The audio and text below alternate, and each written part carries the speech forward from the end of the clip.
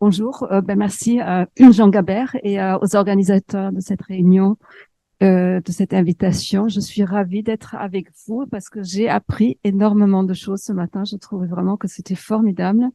Et donc, je vais essayer de partager quelques notions sur la maladie d'Alzheimer. Ça va être beaucoup plus factuel sur les aspects cliniques et la prise en charge non médicamenteuse. Euh, sur le plan historique, bon, beaucoup d'entre vous le savent, hein, c'est Alois Alzheimer qui avait décrit le cas d'Auguste D, qui avait 51 ans lors de la prise de cette photo, lorsqu'il a été hospitalisé à Francfort. Elle avait plutôt une sémiologie, un état délirant. Et elle est décédée 5 ans plus tard.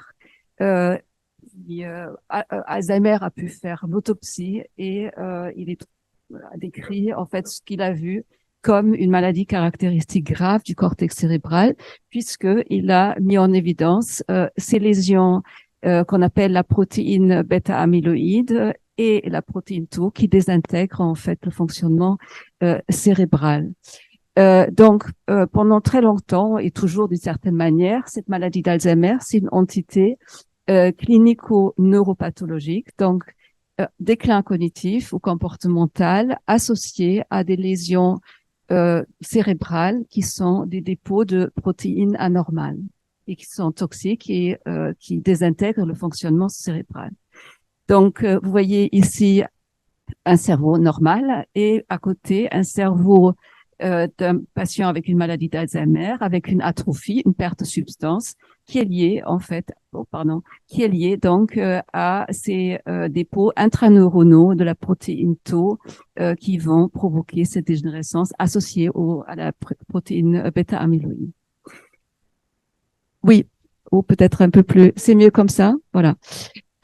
Alors, les signes cliniques, ils vont dépendre de la topographie, donc l'endroit où se dépose surtout cette protéine tau dans les neurones, d'accord? Vous savez que notre cerveau toutes les parties du cerveau ne sont pas équipotentes et il y a certaines parties du cerveau qui sont, professeur Gabert l'a déjà évoqué avant, sont dominantes ou importantes pour certaines fonctions et pas d'autres. Donc, ça va dépendre en fait du site lésionnel, les troubles qu'on observe. Ce qu'on sait de la neuropathologie, donc ça c'est en 1991, ça avait été rapporté par Brack et Brack, des neuropathologistes allemands, c'est que dans la forme la plus fréquente de la maladie d'Alzheimer, parce que ça je vous montrerai tout à l'heure qu'il y a différentes formes cliniques, la forme clinique la plus fréquente qui est la forme, on va dire, mnésique ou amnésique avec des troubles à mémoire. Les premières lésions apparaissent dans la région temporale interne au niveau de l'hippocampe. Beaucoup d'entre vous ont entendu parler de l'hippocampe. Dans le stade transentorhinal, ensuite, les lésions vont se propager à d'autres régions du cerveau dans ce qu'on appelle la région limbique. Et puis, ils vont atteindre le néocortex. Et selon le stade, les signes cliniques des patients vont changer. Vous avez ici, dans la forme donc typique de la maladie d'Alzheimer, dans laquelle on observe une atteinte de ces régions temporales internes et l'hippocampe, des troubles mnésiques qui sont isolés, qui restent souvent très longtemps isolés. Hein. C'est parfois des formes qui sont peu évolutives, lentement évolutives. Et ce qui est intéressant, c'est que dans ces stades initiaux, en fait, les patients restent autonomes dans la vie quotidienne. Ensuite, dans les stades, on va dire, j'ai simplifié un tout petit peu, dans le stade léger à modéré, les patients vont commencer à avoir des troubles à mémoire, mais aussi d'autres troubles portant, par exemple, sur le langage ou les gestes ou ce qu'on appelle les fonctions exécutives, c'est-à-dire de initier une action pour arriver jusqu'à un but. Et à ce moment-là, on va non seulement avoir des troubles à mémoire qui vont s'aggraver, mais également, donc c'est troubles des autres fonctions cognitives, parfois quelques troubles comportementaux plus sous la forme d'une anxiété, une dépression, et puis une perte d'autonomie pour les activités élaborées comme la gestion financière, la gestion administrative de la vie quotidienne. Et vous voyez que là, on a les lésions qui se sont étendues, pas qu'à la région temporale interne, mais ils se sont étendues à d'autres parties du cerveau. Et ensuite, on parle maintenant de ce qu'on vient d'entendre, c'est le trouble neurocognitif majeur, plus avancé. Alors, on parle plus de démence aujourd'hui. Hein. C'est un terme qu'on essaie de remplacer par trouble neurocognitif majeur et au stade initiaux mineur. Et là, on a des troubles cognitifs très importants avec ce qu'on appelle le syndrome aphaso-apraxo-agnosique, donc des difficultés de la parole, du langage, dépraxie des gestes et agnosique pour reconnaître les choses, les personnes. Des troubles du comportement dont on a entendu parler avec agitation, déambulation, agressivité, les éléments délirants, hallucinatoires, etc. Parfois des crises d'épilepsie. Et parfois des troubles moteurs comme un syndrome parkinsonien, comme la maladie de Parkinson. Et là, donc, la perte d'autonomie est très importante et nécessite en fait une aide aussi pour les activités élémentaires de la vie quotidienne. Donc ça, c'est en gros, très simplifié, les stades cliniques. Mais il y a, je vous ai dit, la forme typique, on va dire, et la plus fréquente, c'est la forme amnésique de la maladie d'Alzheimer, puisque les lésions se manifestent d'abord dans la région temporale interne qui joue un rôle majeur pour la mémoire. Mais il y a plus rarement des formes atypiques de la maladie d'Alzheimer pour lesquelles le diagnostic est parfois plus difficile et sachant que les patients sont souvent plus jeunes. Alors, une des formes de maladie d'Alzheimer, c'est celle qu'on appelle l'aphasie logopénique. Les orthophonistes qui sont ici connaissent bien ça. C'est des patients qui ont un manque du mot, puisque la maladie, en fait, les lésions se développent dans la zone du langage, dans la région péricylienne de l'hémisphère gauche. Et ils vont ensuite, vous le voyez ici, donc ici la distribution des lésions et la propagation lors des différentes phases de la maladie va bien sûr être différente aussi. Ça va progresser au sein de la zone du langage pour aussi atteindre l'hémisphère non dominant.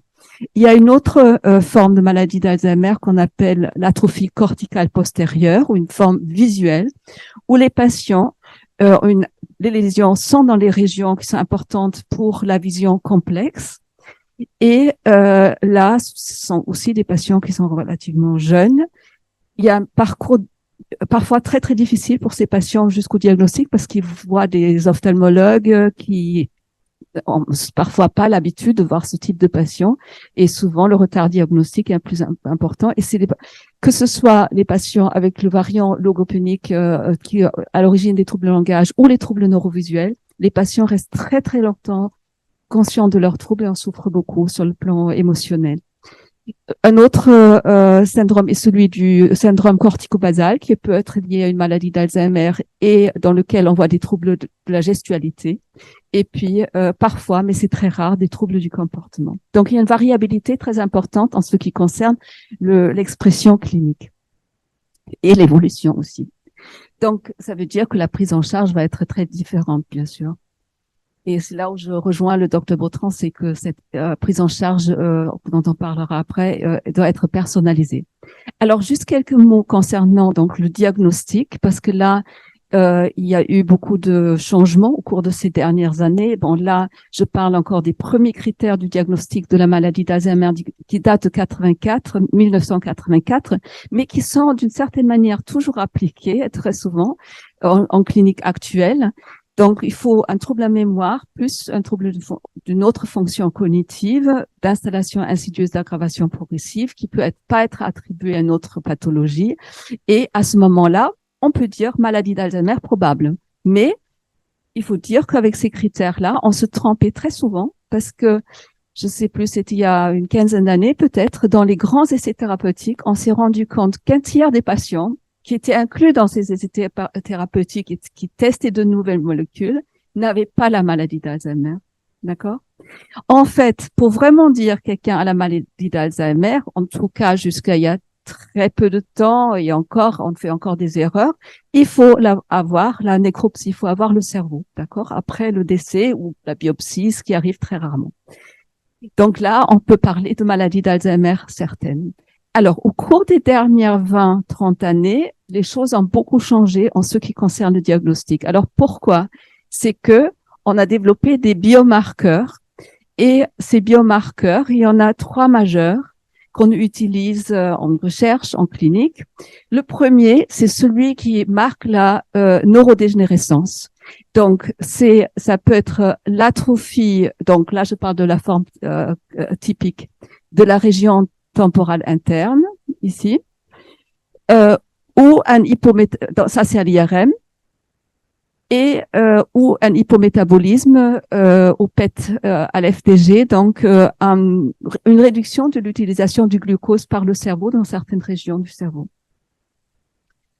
Un autre biomarqueur qui a un peu révolutionné notre approche diagnostique, c'est celui qui permet de quantifier la présence de la bêta-amyloïde, donc une des lésions neuropathologiques dans le cerveau. On peut faire ça soit par une ponction lombaire, soit par un PET spécifique à l'amyloïde.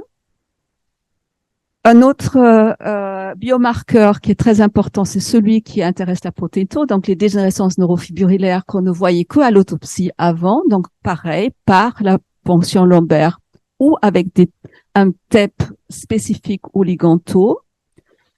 Et puis, ça a changé en fait la vision de la maladie d'Alzheimer, dans la mesure que la maladie d'Alzheimer, c'est plus tellement une entité clinico-pathologique, c'est devenu un continuum un peu biologique aussi pour certains. D'accord? Alors pourquoi? Regardez, donc là, vous avez le temps, ok? Et vous avez ici les différents biomarqueurs dont je vous ai parlé, d'accord? Ici, vous avez le sujet normal sur le plan cognitif. Ici, vous avez le trouble neurocognitif léger, donc MCI, Mild Cognitive Impairment, la terminologie change sans arrêt, et ainsi le déclin multimodal qu'on n'appelle plus démence. Vous voyez que ce dont le docteur Bautran parlait tout à l'heure, c'est ça, d'accord? C'est une petite partie de la maladie. En fait, les marqueurs biologiques, ils commencent 20 ans, ils changent 20 ans avant le début des signes cliniques. D'accord? Donc, pour certains, notamment des auteurs plutôt américains, la maladie d'Alzheimer est devenue une maladie biologique qui se caractérise par ses dépôts anormaux de maladie de protéines tau, bêta-amyloïde, neurodégénérescence. C'est ce qu'on appelle le système ATN, amyloïde, tau, neurodégénérescence. Mais le problème, c'est que dans cette classification, vous avez des sujets qui ont les marqueurs qui sont positifs, mais qui n'ont pas de symptômes. D'accord? Donc, on leur dit, vous avez une maladie d'Alzheimer. Problématique. C'est d'autant plus problématique que ça, c'est la première étude qui a montré ça. C'est l'étude des religieuses qui a été faite aux États-Unis à Chicago, donc des religieuses qui d'un ordre qui ont été d'accord pour être évaluées tout au long de leur, enfin, à la fin vers à des âges un peu plus avancés quand ça a commencé, je pense, et de donner leur cerveau à la fin de leur vie. Et de quoi est-ce qu'on s'est rendu compte? C'est que il y avait des gens normaux qui avaient une maladie d'Alzheimer biologique sur le plan cérébral. D'accord? Donc, la maladie d'Alzheimer, elle s'exprime pas toujours par un déclin cognitif. Alors, pourquoi? L'hypothèse est que celle de la réserve cognitive ou de la réserve cérébrale, c'est que on peut, en fait, muscler le cerveau et que, de diverses manières et que le cerveau peut résister à la maladie. Donc ça, c'est des études post-mortem. Il y en a eu d'autres qui ont montré que finalement, on peut avoir des lésions sans avoir la maladie. Et puis, il y a chez 2/3 des sujets de plus de 70 ans, il y a des lésions de la maladie d'Alzheimer indépendamment du statut cognitif. Et puis, dans les études plus récentes qui utilisent donc le PET amyloïde, 80% des sujets qui sont amyloïdes positifs, donc qui auraient théoriquement une maladie d'Alzheimer, ne déclinent pas sur 5 ans. D'accord. Donc ça pose de grands problèmes. On va parler des nouveaux traitements après. Je vais pas évoquer ça. Voilà. Donc, les Européens voient pas les choses comme les Américains. Donc, eux, vu que tout ce que je vous ai raconté, en fait, les Européens, c'est des critères qui ont été rédigés par Bruno Dubois et collaborateurs en 2021. Eux, ils estiment qu'il faut quand même un phénotype de la maladie d'Alzheimer, donc soit des troubles de la mémoire, du langage, de la vision, etc., plus les biomarqueurs. Donc, il y a deux écoles qui s'affrontent actuellement. Et bon, nous, on est plus dans une vision européenne d'un diagnostic quand il y a des symptômes. Je n'ai pas dans le bon sens. Voilà. Donc, la prise en charge. J'en viens à la prise en charge. Donc, si on regarde ici cette phase-là, présymptomatique, et on va dire quelqu'un qui a tous les biomarqueurs qui sont anormaux et qui est normal, c'est la prévention. Et même avant, c'est la prévention. Donc, vous avez déjà évoqué ça tout à l'heure.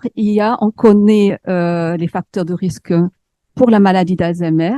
Et dans ce papier qui a paru il y a 4 ans dans le Lancet, en fait, ils ont trouvé, il me semble que c'est 40% des cas qu'on pourrait éviter par la prévention, d'accord? Certes, il y a les facteurs de risque génétique, dont on a parlé tout à l'heure, mais on peut les contrebalancer avec des attitudes préventives et ça tout au long de la vie. Alors, ça commence à l'enfance avec l'éducation. Donc, ça permettrait, une bonne éducation permettrait d'éviter 7% de cas de maladie d'Alzheimer. Ce qui était étonnant dans cette étude, c'est la surdité. Si on fait un appareillage de la surdité, et les orthophonistes, je pense, ça va beaucoup leur parler, là, on peut prévenir 8%, c'est beaucoup. Hein, c'est vraiment très important. On se rend compte que les patients sourds ont des troubles cognitifs. L'hypertension artérielle, 2%, c'est moins qu'on avait pensé. Alcool, 1%. Obésité, tabac, dépression, isolement, ce que vous avez dit tout à l'heure, sédentarité, pollution, diabète. Donc, on a des voies préventives qui peuvent être très efficaces. Ce qui est intéressant aussi, c'est l'activité physique, ce que vous avez dit tout à l'heure. Par exemple, dans cette étude-là, une activité physique régulière, ça peut prévenir cette atrophie de l'hippocampe et booster un facteur neurotrophique qu'on appelle le BDNF. Voilà, donc vous voyez ici, vous voyez l'atrophie et tout ça, on peut peut-être la prévenir par cette activité physique régulière. Il y a aussi le style, donc ça c'est le style de vie, le régime méditerranéen qui permet aussi de diminuer l'incidence de la maladie d'Alzheimer. C'est des travaux qui sont assez vieux déjà chez les sujets normaux. Ensuite, donc là c'était la prévention. Là maintenant, qu'est-ce qu'on fait? Quelle est la prise en charge non médicamenteuse chez les personnes qui ont des troubles cognitifs légers, donc qui sont autonomes dans la vie quotidienne? Ou qui ont un trouble cognitif isolé, mineur. Donc, c'est la rééducation orthophonique, c'est la rééducation neuropsychologique, mais c'est souvent aussi la psychothérapie parce que les gens sont conscients de leurs troubles, ils sont déprimés, anxieux à cause de ça. Il y a l'activité physique. Donc ça c'est entre autres la cohorte française Memento qui a été mise en place avec le plan Alzheimer. Là, vous voyez, il y a plus de 1000 sujets. Nous, on a participé à cette étude. 1000 sujets avec un trouble cognitif léger qui ont participé. Et ils ont montré qu'il y a une réduction du risque de déclin vers une maladie d'Alzheimer, mais ça n'avait pas d'effet sur les lésions, donc sur la bêta-amyloïde, il a tout mesuré dans le liquide céphalorachidien. Donc, on pense que c'est par une augmentation de la réserve cognitive que ça marche. Et donc, la réserve cognitive, on en a déjà un peu parlé. Pareil, régime méditerranéen, vous voyez les courbes de survie ici, ça permet également de réduire le risque de développer un déclin cognitif multimodal chez des patients avec un déclin cognitif mineur. Et enfin, et je termine là-dessus, ça c'est dont on a pas, Dr Bautran a brillamment parlé tout à l'heure. Donc, qu'est-ce qu'on fait au stade de perte d'autonomie? Je pense que le grand thème, c'est quand même de favoriser le bien-être. Ça a été vraiment très très bien exposé en détail. Juste pour vous dire ce qu'il existe aussi pour cette prise en charge. Il y a bien sûr l'institution dont on a parlé tout à l'heure, mais maintenant on essaye de favoriser le maintien à domicile. Donc, il y a la possibilité pour les acteurs de santé de prescrire des séances, 15 séances par an, par une équipe spécialisée dans la maladie d'Alzheimer qui va à domicile et qui va essayer de voir comment maintenir un minimum d'autonomie. Et ça, c'est vraiment précieux, et de mettre en place les aides par la suite. Et ça, c'est aussi des prises en charge qui sont extrêmement personnalisées, adaptées à la personne. Il y a les accueils de jour qui proposent des activités pour les personnes. Les patients, ils vont 1, 2, 3 fois par semaine.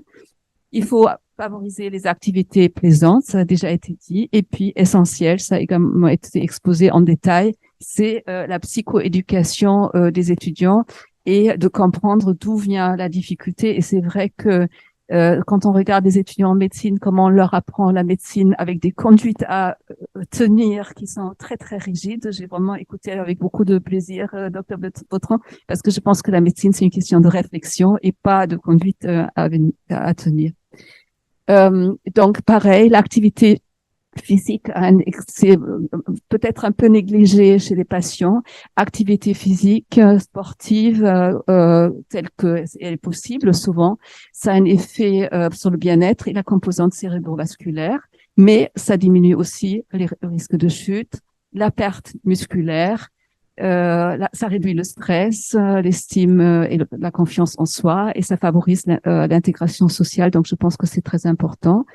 Donc, pour conclure, on va vers, malgré tout, une définition qui a changé concernant la maladie d'Alzheimer, qui est une entité clinico-biologique. L'expression clinique est extrêmement hétérogène et la prise en charge non médicamenteuse, elle doit vraiment être personnalisée et dépend fortement du stade de la maladie. Je vous remercie. Merci beaucoup.